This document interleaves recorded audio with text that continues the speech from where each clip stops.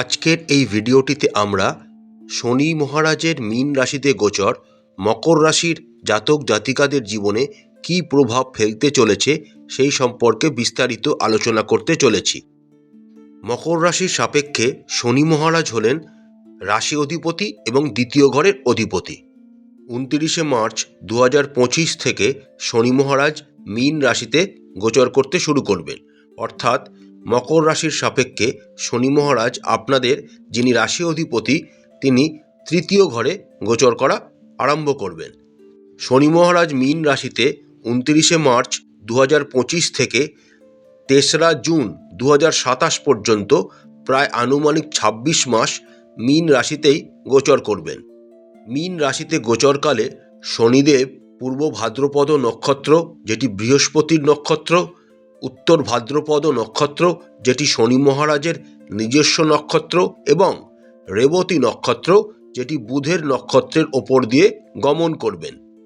মীন রাশিতে গোচরকালে শনি মহারাজ তার তৃতীয় দৃষ্টি বৃষ রাশিতে, যা মকর রাশির সাপেক্ষে পঞ্চম ঘর, দশম দৃষ্টি দ্বারা কন্যা রাশিতে, যা মকর রাশির সাপেক্ষে নবম ঘর, এবং দশম দৃষ্টি দ্বারা ধনু রাশিতে, যা মকর রাশির সাপেক্ষে দ্বাদশ ঘরে দৃষ্টি প্রেরণ করবেন। এবার আমরা দেখে নিই শনি মহারাজের এই মীন রাশিতে গোচর মকর রাশির জাতক জাতিকাদের জীবনে কি কি প্রভাব নিয়ে আসতে চলেছে। মীন রাশিতে গোচরকালে শনি মহারাজ তার তৃতীয় দৃষ্টি আপনাদের পঞ্চম ঘরে প্রেরণ করবেন। শনিদেবের তৃতীয় দৃষ্টি মকর রাশির সাপেক্ষে পঞ্চম ঘরে থাকার জন্য আপনারা নিজস্ব প্রেমের জীবনে কিছু চ্যালেঞ্জের মুখোমুখি হতে পারেন। প্রেমের ক্ষেত্রে আপনাদের আগ্রহ কমে যেতে পারে, বা এই সময় আপনারা আপনাদের প্রেমিক বা প্রেমিকার থেকে একটু দূরে থাকারও চেষ্টা করতে পারেন। একে অপরের ভেতর রোম্যান্টিকতা খুঁজতে আপনাদের যথেষ্ট সমস্যায় পড়তে হবে। যে সমস্ত মকর রাশির জাতক জাতিকারা শিক্ষার্থী, তাদের জন্য এই সময়টি অনুকূল হবে, কারণ তারা শৃঙ্খলাবদ্ধ হয়ে উঠবে এবং তারা তাদের পড়াশোনায় সম্পূর্ণভাবে মনোনিবেশ করবে। যে সমস্ত মকর রাশিরা বিবাহিত এবং নিজেদের সংসারকে সম্প্রসারিত করতে চান, তাদের জন্য সময়টি অনুকূল হবে। আপনারা এই সময় সন্তান ধারণের চিন্তাভাবনা করতে পারেন। মীন রাশিতে গোচরকালে শনি মহারাজ তার দশম দৃষ্টি দ্বারা মকর রাশির সাপেক্ষে নবম ঘরকে প্রভাবিত করবেন। নবম ঘরে শনি মহারাজের দৃষ্টি থাকার কারণে আপনারা আপনাদের ধর্মীয় বিশ্বাসকে আবার নতুন করে পুনর্মূল্যায়ন করতে পারেন।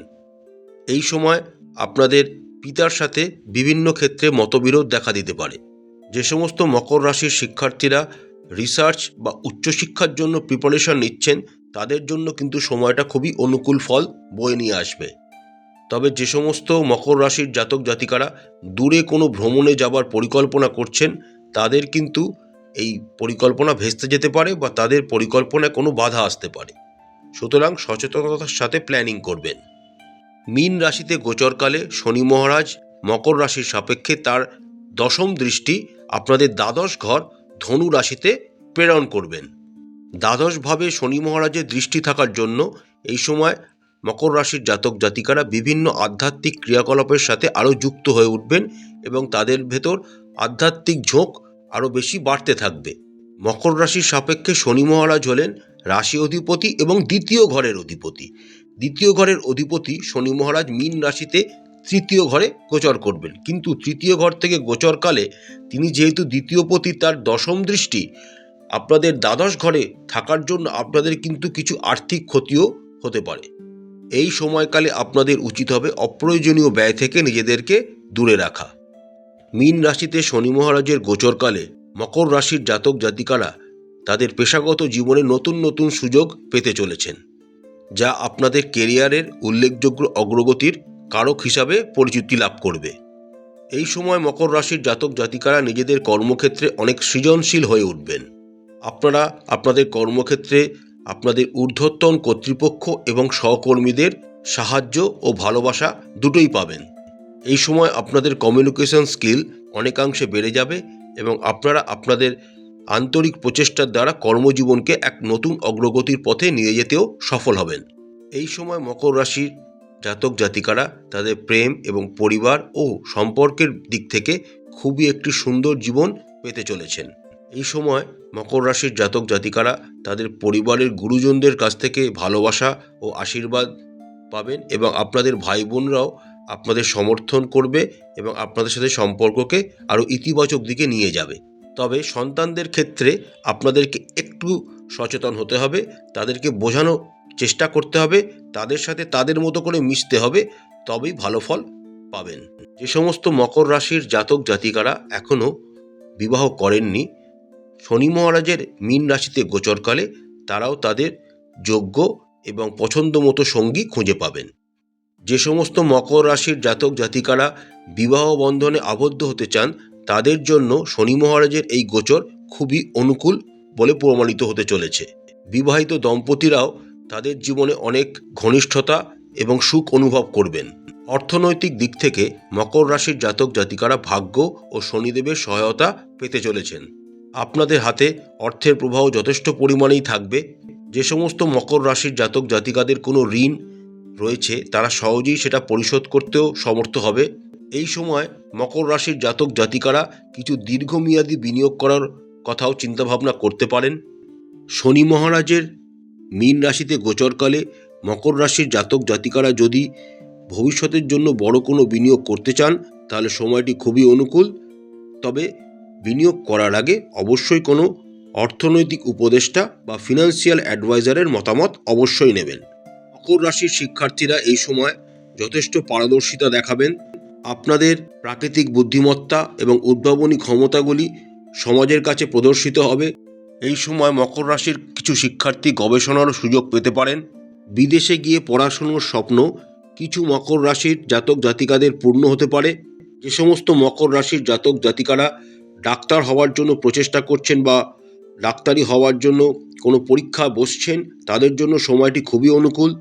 এছাড়া বড় যেসব এন্ট্রান্স এক্সাম আছে যেমন গেট, নেট, ইউপিএসসি বা স্লেট ইত্যাদি পরীক্ষাগুলোতে আপনারা যদি সঠিক প্রিপারেশান নিয়ে বসতে পারেন তাহলে সেগুলি ক্লিয়ার করা আপনাদের জন্য খুবই অনুকূল সময় হতে চলেছে।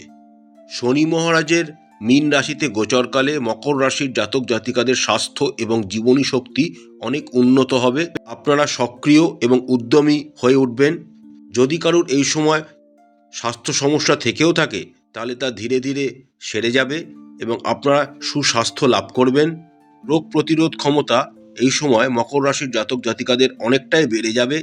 অতিরিক্ত চিন্তা এবং অতিরিক্ত মানসিক চাপ নেওয়া থেকে নিজেদেরকে বিরত রাখুন, রিল্যাক্স থাকুন, পর্যাপ্ত জল খান, পর্যাপ্ত বিশ্রাম নিন। শরীরকে ফিট রাখতে নিয়মিত কোনো ক্রিয়াকলাপে নিযুক্ত হন অথবা যোগব্যায়াম, ধ্যান বা মেডিটেশনের মতো কিছু ক্রিয়াকলাপের সাথে নিজেদেরকে যুক্ত করুন।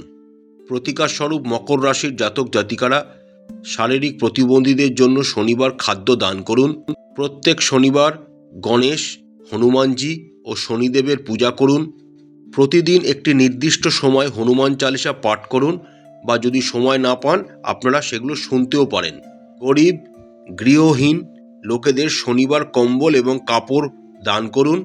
শনিবার দিন অ্যালকোহল বা মদ্যপানীয় জাতীয় কিছু এবং আমিষ জাতীয় খাবার থেকে নিজেদেরকে বিরত রাখুন।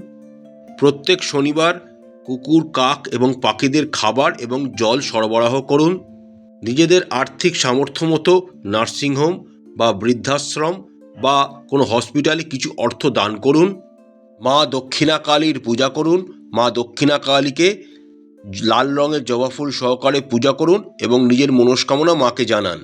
মা আপনাদের অবশ্যই মঙ্গল করবেন। আশা করছি বন্ধুরা আজকের ভিডিওটি আপনাদের ভালো লেগেছে। মা তারা আপনাদের মঙ্গল করুন, আপনাদের সমস্ত ইচ্ছা মা তারা পূরণ করুন। আমাদের চ্যানেলটি যদি আপনাদের ভালো লাগে তাহলে অবশ্যই লাইক করবেন, শেয়ার করবেন, সাবস্ক্রাইব করবেন। নমস্কার।